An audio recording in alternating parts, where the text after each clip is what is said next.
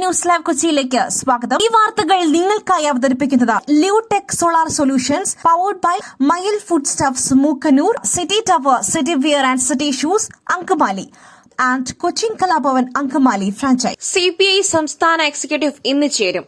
PM ശ്രീയിൽ തുടർ നടപടി ആലോചിക്കും. PM ശ്രീ പദ്ധതിയിൽ ഏകപക്ഷീയമായി ഒപ്പിട്ടതിൽ എന്ത് നടപടി സ്വീകരിക്കണമെന്ന് ആലോചിക്കുവാൻ CPI സംസ്ഥാന എക്സിക്യൂട്ടീവ് ഇന്ന് ചേരും. രാവിലെ 10:30 ആലപ്പുഴയിലാണ് യോഗം.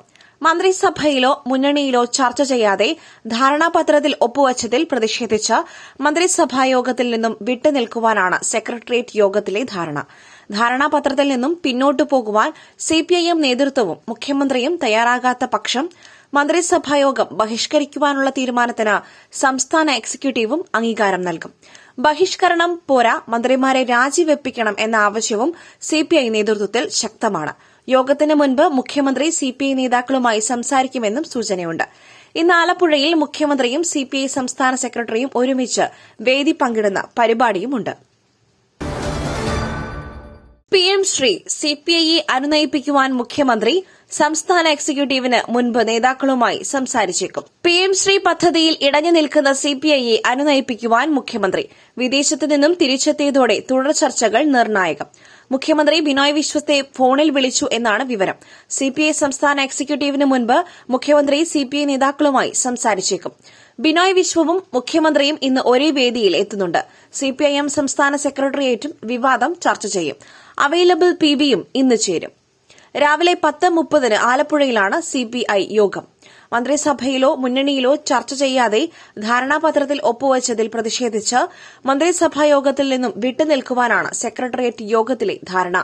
ധാരണാപത്രത്തിൽ നിന്നും പിന്നോട്ടു പോകുവാൻ CPIM നേതൃത്വവും മുഖ്യമന്ത്രിയും തയ്യാറാകാത്ത പക്ഷം മന്ത്രിസഭായോഗം ബഹിഷ്കരിക്കുവാനുള്ള തീരുമാനത്തിന് സംസ്ഥാന എക്സിക്യൂട്ടീവും അംഗീകാരം നൽകും.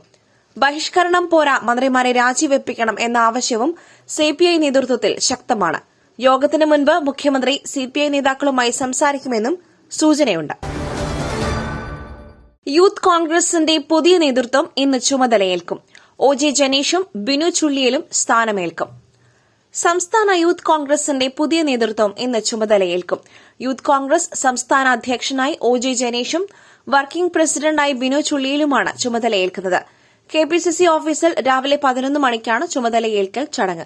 യൂത്ത് കോൺഗ്രസ് ദേശീയ അധ്യക്ഷൻ ഉദയ് ഭാനു ചിമും KPCC അധ്യക്ഷൻ സണ്ണി ജോസഫും ചടങ്ങിൽ പങ്കെടുക്കും. VD സതീശൻ, രമേശ് ചെന്നിത്തല തുടങ്ങിയ നേതാക്കൾ ചുമതലയേൽക്കൽ ചടങ്ങിൽ പങ്കെടുക്കില്ല. അധ്യക്ഷൻ ഇല്ലാത്ത ദിവസങ്ങൾക്ക് ശേഷമാണ് യൂത്ത് കോൺഗ്രസിന്റെ സംസ്ഥാന അധ്യക്ഷ പദവിയിലേക്ക് OJ ജനീഷിനെ പ്രഖ്യാപിച്ചത്. നേതാക്കന്മാർ വിട്ടുവീഴ്ചയ്ക്ക് തയ്യാറാവാത്തതായിരുന്നു യൂത്ത് കോൺഗ്രസിലെ പ്രതിസന്ധി രൂക്ഷമാക്കിയത്. ഒടുവിൽ സാമുദായിക സമവാക്യമാണ് അധ്യക്ഷനായി തിരഞ്ഞെടുത്ത OJ ജനീഷിന് തുണയായത്.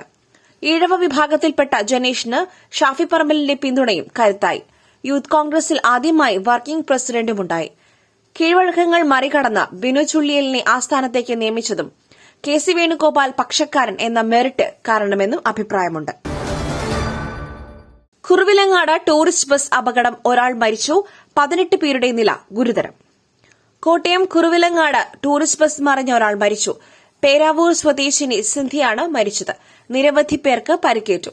കണ്ണൂരിൽ നിന്നുള്ള വിനോദസഞ്ചാരികളാണ് അപകടത്തിൽപ്പെട്ടത്. തിരുവനന്തപുരത്ത് നിന്നും മടങ്ങുകയായിരുന്നു. ഇന്ന് പുലർച്ചെ 2 മണിയോടെയാണ് അപകടം. കുറുവിലങ്ങാട് ഇറക്കത്തിൽ നിയന്ത്രണം വിട്ട ബസ് തലകീഴായി മറിയുകയായിരുന്നു. വാഹനത്തിൽ 50ഓളം ആളുകളുണ്ടായിരുന്നു. 19 പേർക്ക് ഗുരുതരമായി പരിക്കേറ്റു. അപകടത്തിൽ ഗുരുതര പരിക്കേറ്റവരെ കോട്ടയം മെഡിക്കൽ കോളേജ് ആശുപത്രിയിലും ബാക്കിയുള്ളവരെ മോനിപ്പിള്ളിയിലെ സ്വകാര്യ ആശുപത്രിയിലും പ്രവേശിപ്പിച്ചു. അതേസമയം കണ്ണൂർ കൊട്ടിയൂർ പാൽച്ചുരത്തിൽ ലോറി കൊക്കയിലേക്ക് മറിഞ്ഞ ഡ്രൈവർ മരിച്ചു. തമിഴ്നാട് സ്വദേശി സെന്തിൽകുമാറാണ് മരിച്ചത്. ഒരാൾക്ക് ഗുരുതര പരിക്ക്. ഛത്തീസ്ഗഡിൽ നിന്നും ഇരുമ്പ് കമ്പിയുമായി കണ്ണൂരിലേക്ക് വന്ന ലോറിയാണ് അപകടത്തിൽപ്പെട്ടത്.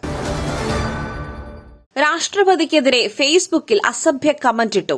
CITU തൊഴിലാളിക്കെതിരെ case.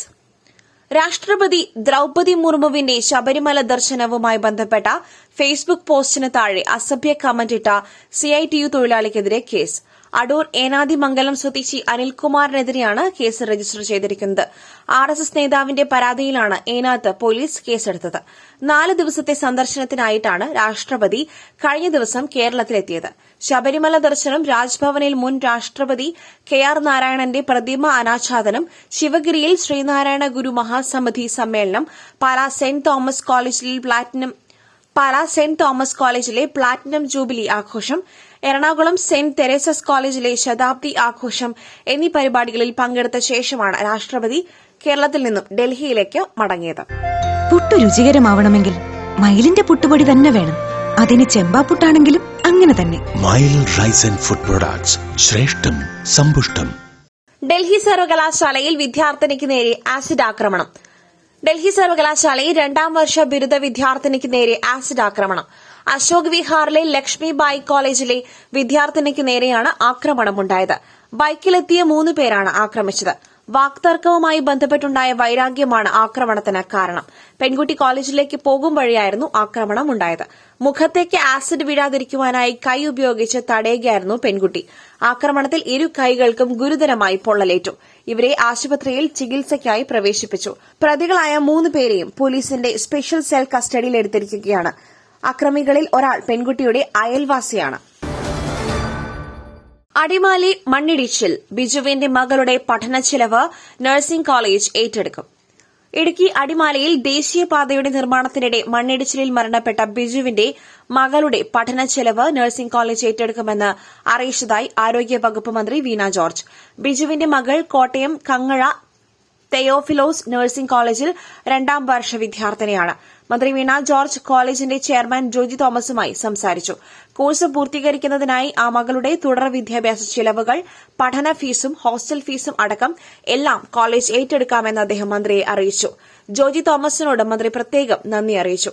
ബിജുവിന്റെ കുടുംബത്തിന്റെ ദുഃഖത്തിൽ പങ്കുചേരുകയും അനുശോചനം അറിയിക്കുകയും ചെയ്യുന്നതായും മന്ത്രി പറഞ്ഞു. മണ്ണിടിച്ചിലിൽ ഗുരുതരമായി പരിക്കേറ്റ ബിജുവിന്റെ ഭാര്യ സന്ധ്യ കൊച്ചി രാജഗിരി ആശുപത്രിയിൽ ചികിത്സയിലാണ്. ശസ്ത്രക്രിയ പൂർത്തിയായി. 1 വർഷം മുൻപാണ് സന്ധ്യയുടെയും ബിജുവിന്റെയും മകൻ ക്യാൻസർ ബാധിച്ച് മരിച്ചത്. അതിന്റെ ആഘാതത്തിൽ നിന്നും കുടുംബം കരകയറിയിട്ടില്ല. ഇതിനിടയിലാണ് ബിജുവിന്റെ മരണം. ബിജുവിന്റെ സംസ്കാരം തറവാട്ട് വീട്ടുവളപ്പിൽ നടന്നു.